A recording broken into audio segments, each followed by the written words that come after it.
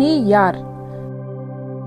நீங்களோ உங்களை அந்தகாரத்தினின்று தம்முடைய ஆச்சரியமான ஒளியினிடத்திற்கு வரவழைத்தவருடைய புண்ணியங்களை அறிவிக்கும்படிக்கு தெரிந்து கொள்ளப்பட்ட சந்ததியாயும் ராஜரீகமான ஆசாரிய கூட்டமாயும் பரிசுத்த ஜாதியாயும் அவருக்கு சொந்தமான ஜனமாயும் இருக்கிறீர்கள். 1 பேதுரு 2:9.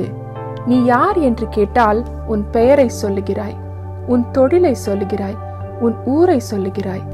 உன் குடும்பத்தினர்கள், உன் நண்பர்கள், மருத்துவர்கள், இந்த உலகம் சொல்லுகிறதல்ல, நான் சொல்லுகிறது தான் உன் உண்மையான அடையாளம். உண்மையில் நீ யார்? உன்னை சிருஷ்டித்தேன், என் இரத்தத்தினால் மீண்டும் விலை கொடுத்து வாங்கினேன், என்னுடையவன். எந்த அசுத்தங்களும் உன்னை மேற்கொள்ள முடியாது.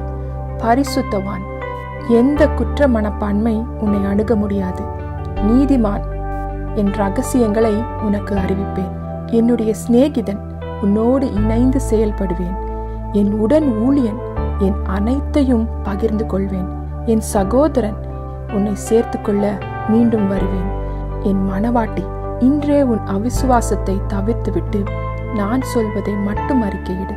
பிசாசும் மற்றவர்களும் உன்னை குறித்து சொல்லும் தவறான அடையாளத்தை நிராகரித்துவிடு. ஜெபம். பரிசுத்த பிதாவே, மற்றவர்கள் கொடுக்கிற அடையாளம் அல்ல, நீர் எனக்கு கொடுக்கிற உண்மையான அடையாளத்தின்படி வாழ எனக்கு கிருபை தாரும். இயேசுவின் நாமத்தில் ஜெபிக்கிறேன். ஆமென்.